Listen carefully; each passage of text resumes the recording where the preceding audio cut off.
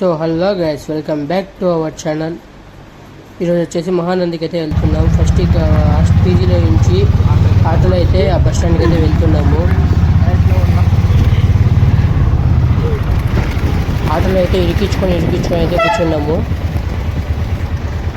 ఇంకా అలానే బస్ స్టాండ్కి వెళ్ళి బస్సు ఎంతసేపు వస్తుందో అడిగితే వాళ్ళు ఒకేసారి 10:30 అని చెప్పారు. అది మాకు ఇది కాక మళ్ళీ ఏదో అనుకుంటే ఇంకేదో అయ్యింది. మళ్ళీ ఆటోలో అయితే వెళ్తున్నాము.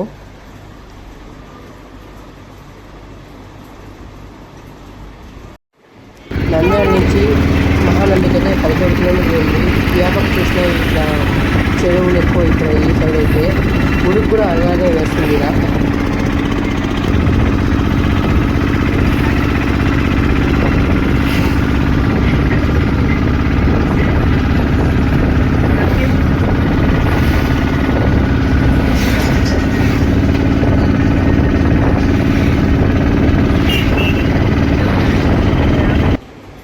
మహానంది ఎంట్రన్స్ ఇది.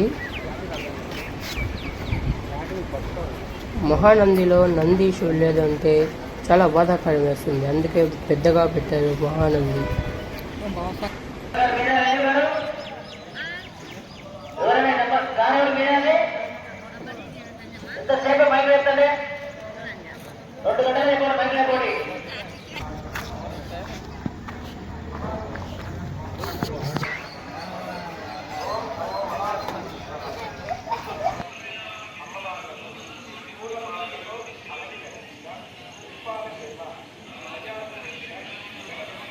ఇంకా చుట్టూ అయితే ఇక్కడ గణేష్ అయితే ఉన్నారు.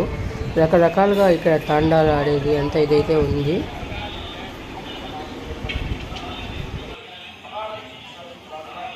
గుడి లోపలికి వెళ్ళేటప్పుడు అయితే మొబైల్స్ అయితే అలో లేదు. మొబైల్స్ అండ్ బ్యాగ్స్కి అయితే టోకన్స్ అయితే ఇస్తారు.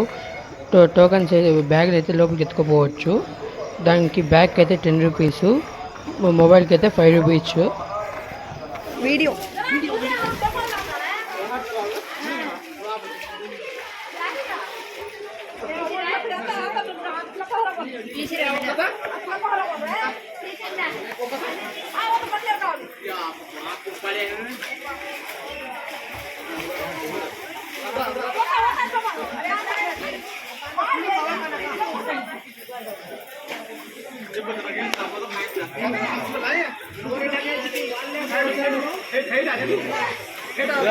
లోపలైతే గోశాల ఉందన్నమాట. ప్రసాదం అయితే ఉందన్నమాట. పులిహోర అయితే 10 రూపాయలు, లడ్డు వచ్చి 15 రూపాయలు. గుడి నుంచి బయటకు వచ్చిన తర్వాత ఇక్కడ బసవన్న అయితే ఉన్నాడు. బయటకు వచ్చిన తర్వాత ఒక 200 మీటర్స్ దూరంలో బసవన్న పార్క్ అయితే ఉంది. ఇక్కడ బసవన్న అయితే పెద్దగా ఉంటాడు.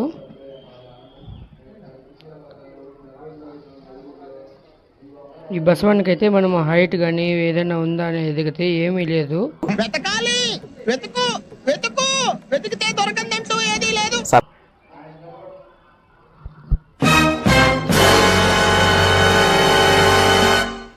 తర్వాత ఇక్కడ లోపలైతే ఎంట్రన్స్ ఉంది. లోపలికి పోతే అసలు ఎక్కడ ఏది రాసినారో అర్థం కాదు. ఎవరు అంతా ప్రేమికులు, అమర ప్రేమికులు అంతా ఉన్నారు. ఎక్కడ లేకుండా అమర ప్రేమికులు అంతా ఈడైతే ఉన్నారు అన్నట్లుంది.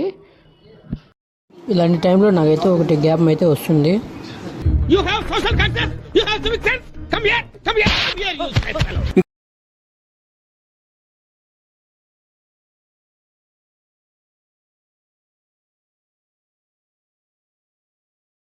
ఈ చుట్టుపక్కల మహానంది చుట్టుపక్కల అంతా వచ్చేసి అరటి తోట అయితే ఎక్కువ ఉంటాయి.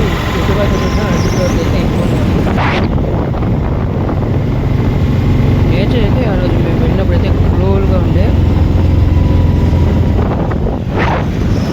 కొనడానికి వేసేది స్టేటస్ రోజు వేసేది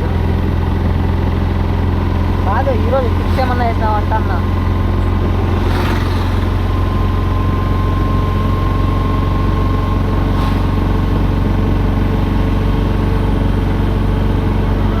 ఇంతతో వ్లాగ్ అయితే పూర్తి చేస్తున్నాం. తర్వాత నెక్స్ట్ వీడియోలో మీట్ అవుదాం.